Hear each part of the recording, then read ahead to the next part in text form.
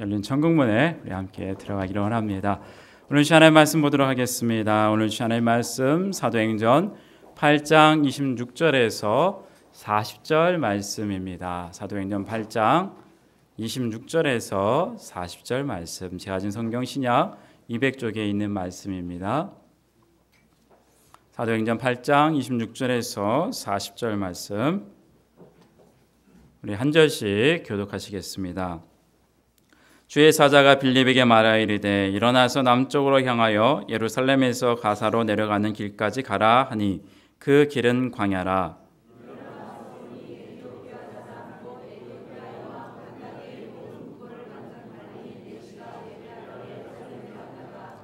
돌아가는데 수레를 타고 선지자 이사야의 글을 읽더라.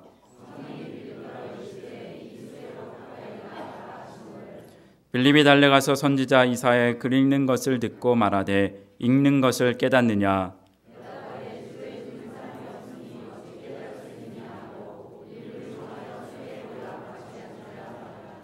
있는 성경 구절은 이것이니 일러스되 그가 조살자에게로 가는 양과 같이 끌려갔고 털 깎는 자 앞에 있는 어린 양의 조용함과 같이 그의 입을 열지 아니하였도다.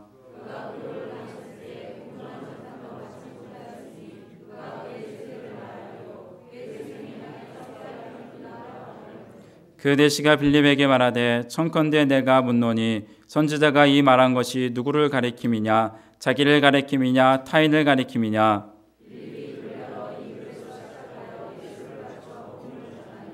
길 가다가 물 있는 곳에 이르러 그 내시가 말하되 보라, 물이 있으니 내가 세례를 받음에 무슨 거리낌이 있느냐.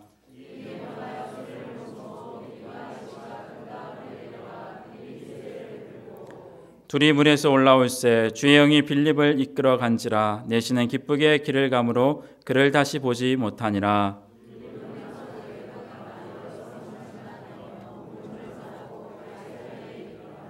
아멘.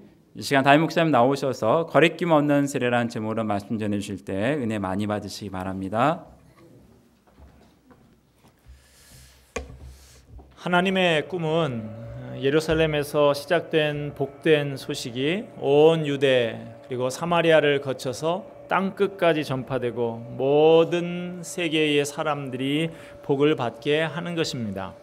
이러한 하나님의 꿈은 예수님의 제자들인 사도들에 의해서 예루살렘과 유대 땅에 펼쳐졌고 빌립 집사에 의해서 사마리아 땅에 복음이 전파되었습니다.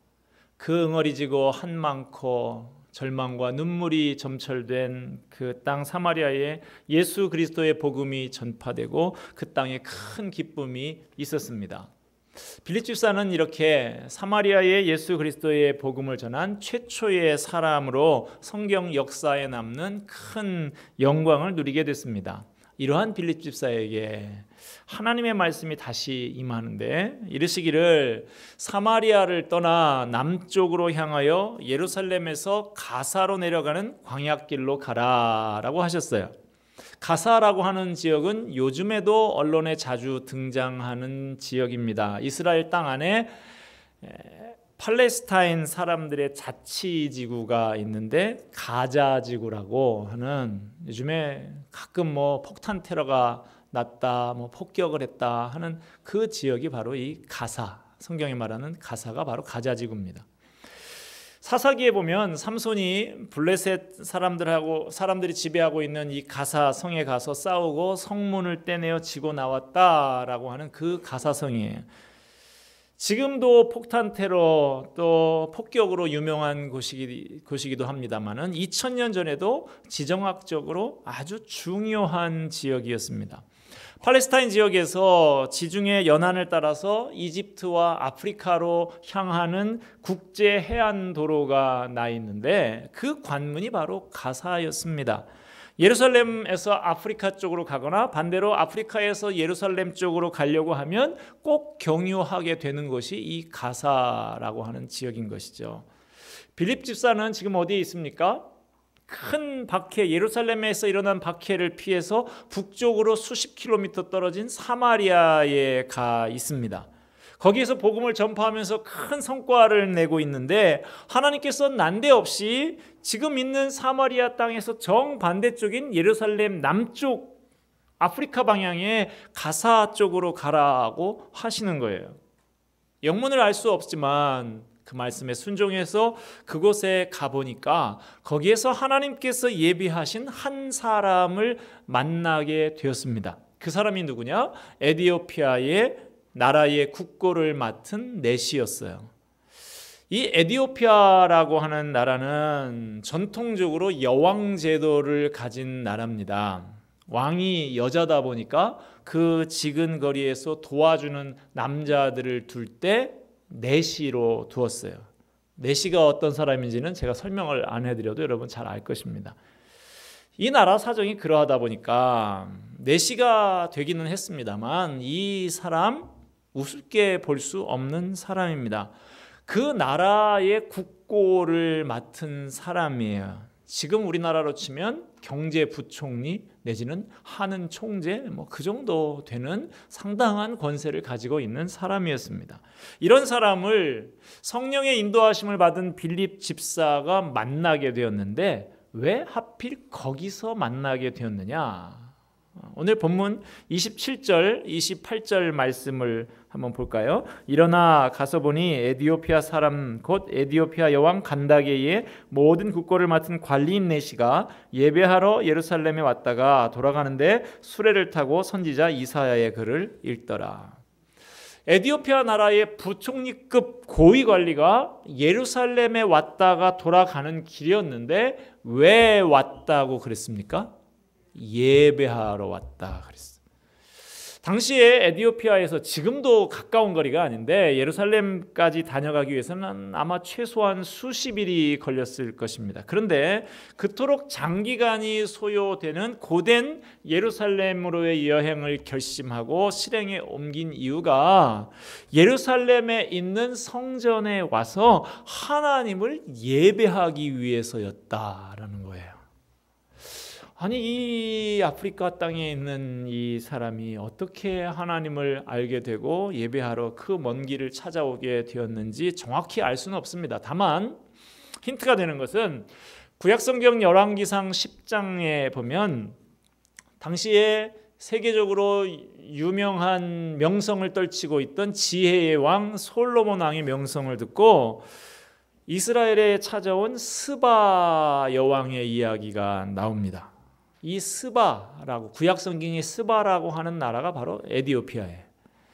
그러니까 이미 솔로몬 때는 BC 1000년 정도의 시기니까 에디오피아와 이스라엘은 1000년 전부터 정상회담을 서로 하고 있는 그런 교류가 있었다는 것을 알 수가 있습니다. 그런데 솔로몬 왕을 찾아온 스바 여왕이 솔로몬의 그 지혜에 탄복을 하고 또 하나님의 지혜로 다스리는 이스라엘의 모든 문물을 다 보고 제도를 살펴보고 나서 아주 감동을 합니다. 그래서 이런 말을 합니다. 열왕기상 10장 7절 보면 당신의 지혜와 복이 내가 들은 소문보다 더하도다.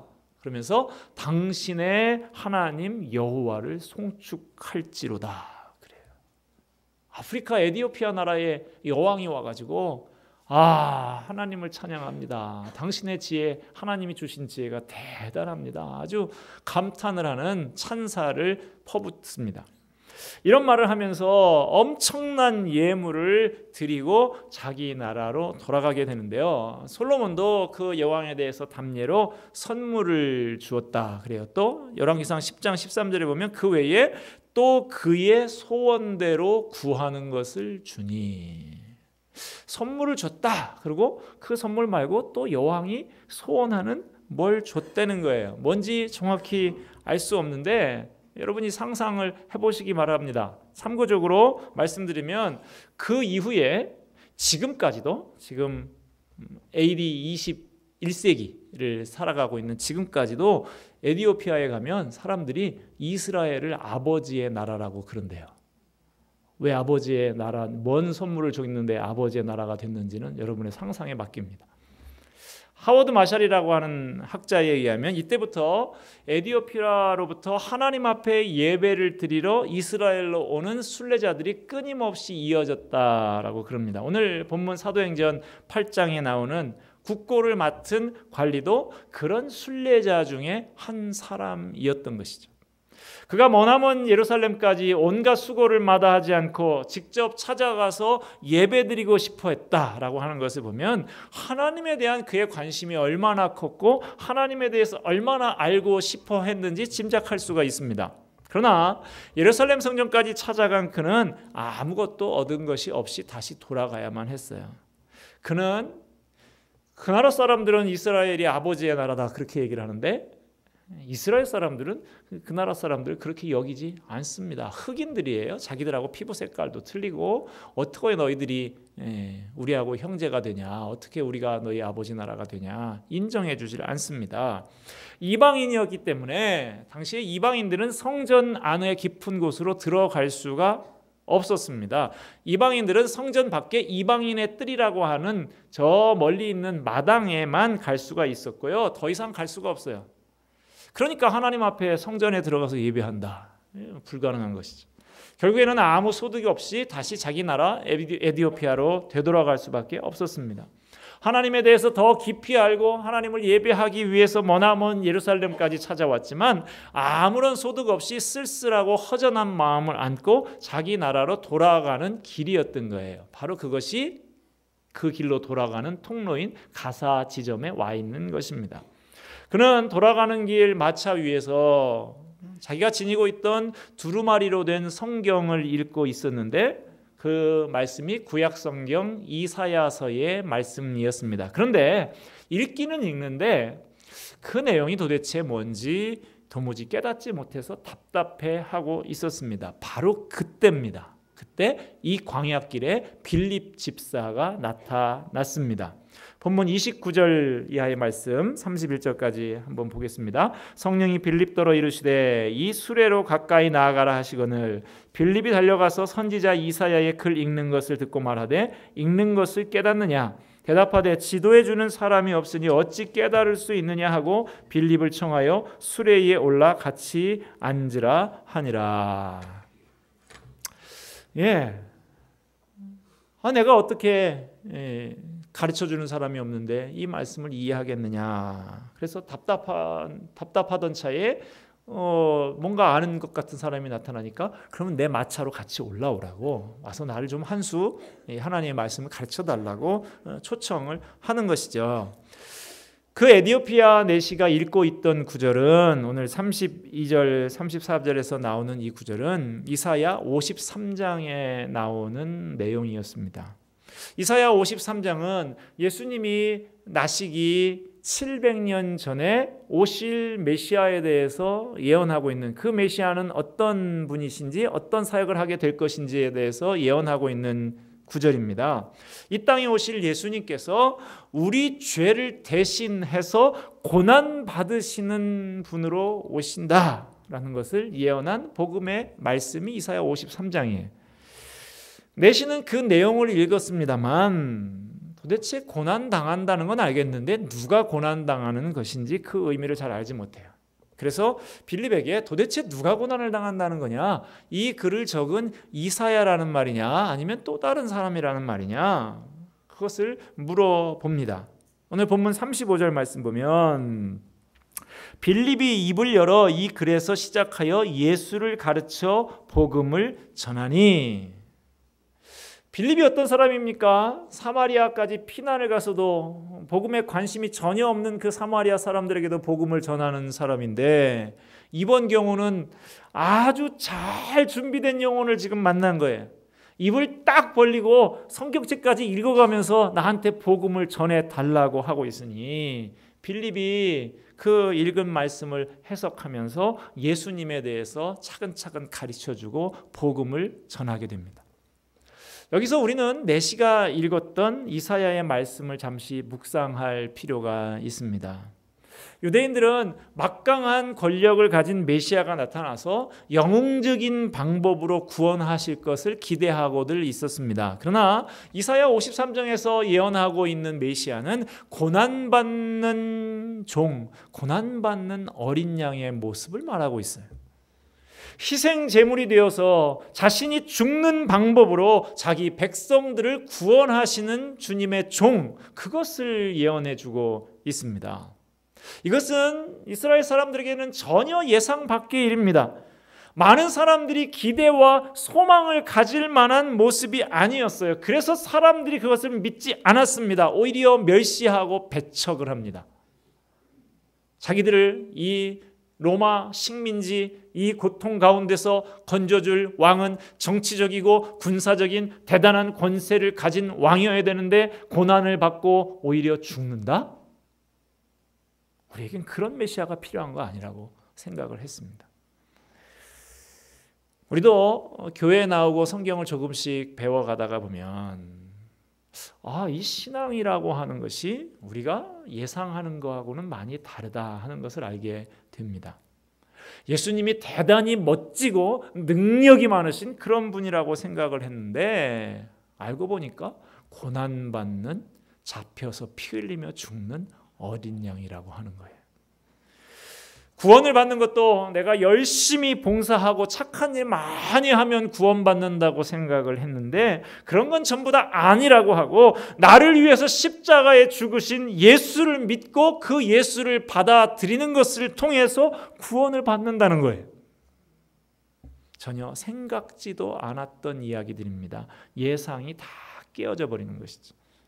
하나님께서 이 세상을 구원하시는 방법이 뭡니까? 하나님께서 우리를 대신해서 고난을 당하시는 방법이에요. 예수님의 고난은 우리의 죄 때문이었습니다. 그분이 고통당하신 것은 바로 우리의 허물과 우리의 죄악 때문입니다. 예수님이 죄인된 우리를 대신해서 말할 수 없는 고난을 당하셨습니다. 그 결과 우리에게는 세상이 줄 수 없는 평화와 치유의 은혜가 주어졌습니다. 예수 그리스도의 죽음은 죽음으로 끝나지 않았어요. 예수님께서는 죽음의 권세를 깨뜨리시고 부활하셔서 우리를 위해서 영원한 생명의 길을 활짝 열어주셨습니다. 하나님이 세상을 이처럼 사랑하사 독생자를 주셨으니 이는 그를 믿는 자마다 멸망하지 않고 영생을 얻게 하려 하심이라. 나는 부활이요 생명이니 나를 믿는 자는 죽어도 살겠고 무릇 살아서 나를 믿는 자는 영원히 죽지 아니하리라.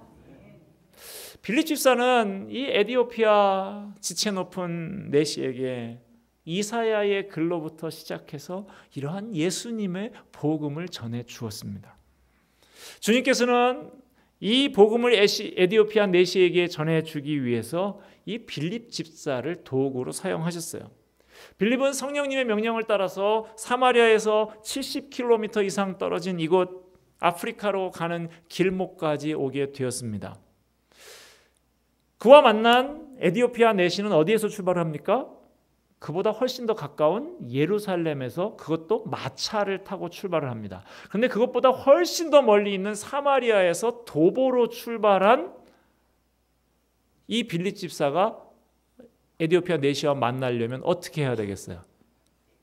예루살렘에서 마차로 출발하기 최소한 전날 아니면 그 전날쯤에 출발해서 열심히 와야 이곳에 와서 그 속도에 맞추어서 만날 수가 있는 것입니다. 뭘 말합니까? 주님께서 이 에디오피아 내시가 예루살렘을 출발하기도 전에 사마리아에 있는 빌립의 마음을 먼저 움직이셔서 먼저 출발하게 하시고 빌립이 도착하는 바로 그 시간에 하필이면 이사야 53장의 그 예수님의 고난에 대한 말씀을 읽게 하셔서 내시로 하여금 복음을 듣게 하고 자신을 위해서 고난 당하신 그 예수님을 영접하고 구원받도록 하셨다 하는 것입니다. 하나님의 놀라운 구원 섭리가 이 가운데 작용했기 때문에 이 장면이 이루어질 수 있었다 하는 것이죠. 본문 36절의 말씀 우리 같이 한번 읽겠습니다. 길 가다가 물 있는 곳에 이르러 그 내시가 말하되 보라 물이 있으니 내가 세례를 받음에 무슨 거리낌이 있느냐. 이제 예수 그리스도를 자신의 하나님, 자신의 구주로 복음을 듣고 이 내시가 영접을 합니다. 그리고 잠시 같이 이 마차를 타고 가는 도중에 중간에 물을 발견합니다. 이것은 광야인데 물을 발견하는 것이 쉬운 것이 아닌데 이것도 하나님께서 나에게 주신 은총이구나 라고 이 내시가 생각을 했다는 거예요. 그러면서 빌립에게 내가 지금 이렇게 물을 하나님께서 준비해 주시고 이렇게 당신을 만나고 복음도 듣게 하시고 영접하게 하셨으니 내가 지금 세례를 받는데 무슨 거리낌이 있겠습니까? 라고 그러는 거예요. 내가 이제 복음의 진리를 깨닫고 나를 위해서 고난당하신 예수님을 나의 구주로 영접하고 하나님의 자녀가 되었으니 나는 거리낌 없이 이제 세례를 받고 싶습니다 라고 하는 것이죠. 그래서 그 두 사람이 즉시 마차를 멈추고 함께 물로 내려갔습니다. 집사였지만 이 당시에 아직 목사가 제도적으로 잘 세워진 그 사람에 의해서만 성례가 집례된다 하는 이런 시절이 아니었기 때문에 집사가 그 예수 그리스도를 신앙으로 고백하는 사람에게 세례를 줍니다. 왜 내시가 세례를 받는 데에 나는 거리낌이 없다라고 했을까요? 세례를 받는다는 것이 무엇을 의미하기 때문에 그렇습니까? 첫째로 세례 받는다라고 하는 말뜻 그대로 씻는 예식이라는 것이죠. 씻는다 하는 것입니다. 무엇을 씻습니까? 죄를 씻습니다. 세례는 예수님을 믿고 죄의 씻음을 받는 것을 표시하는 예식인 것이죠. 세례의 또 다른 두 번째 의미는 우리가 예수님과 함께 연합해서 예수와 함께 죽고 예수와 함께 산다라고 하는 의미가 담겨져 있는 예식입니다. 사람이 물속에 잠기면 어떻게 됩니까? 원래 세례라고 하는 것은 요즘에 이 편의상 찍어서 머리 위에 정수리 부분에 찍어서 이 밑에는 다 물로 그렇게 우리가 약속합시다라고 하는 것이지만 침례교 같은 데서는 침례로 하죠. 강물이라든가 아니면 이 침례탕을 만들어서 거기에 푹 지금도 잠겨서 그렇게 하는 것이죠. 그 물속에 들어간다라고 하는 것은 죽는 것을 말하고 있습니다. 그리고 물속에서 다시 나오는 것은 다시 살아남을 의미하는 것입니다. 무엇에 대해서 죽고 무엇에 대해서 다시 삽니까? 전에 죄에 매여서 죄의 종으로 살아가던 나의 옛사람은 이제 죽고 하나님에 매여서 하나님의 자녀로 살아가는 새 사람으로 다시 태어난다라고 하는 것입니다. 세례를 오늘 받게 되는 네 분이 계시고 또 이 자리에 많은 분들이 이미 세례를 받으셨는데 세례를 받은 우리는 죄에 대해서 죽은 사람이어야 합니다. 그러므로 죄악이 아무리 달콤하게 우리를 유혹한다 할지라도 죽은 사람처럼 반응도 하지 말아야 하는 것입니다. 반면에 하나님에 대해서는 살아 있습니다. 하나님의 말씀에 민감하게 반응하고 하나님의 뜻이라고 하면 즉각 반응하고 순종해야 하는 것입니다. 이것이 세례 받은 사람의 거리낌 없는 모습인 것입니다. 세례 받았다고만 다가 아닙니다. 세례를 받은 것은 완성된 것이 아니고 이제 새로운 삶의 출발점에 서는 것입니다. 거기에 멈춰 서 있어서는 안 됩니다. 하나님의 자녀다운 모습이 세례 받은 자로서의 거리낌 없는 모습이 나타날 수 있도록 열심히 달려가야 하는 것이죠. 저와 여러분 세례 받은 자로서 거리낌 없는 모습을 갖게 되기를 바랍니다. 주님을 향해서 나아가시기를 바랍니다. 주님의 손에 붙들린 도구가 되시기를 바랍니다. 그래서 흔들림 없이 확고한 인생, 하늘의 놀라운 평안이 가득한 인생, 주님의 인도함을 받는 형통한 인생들이 다 되시기를 주님의 이름으로 축원합니다. 기도하겠습니다.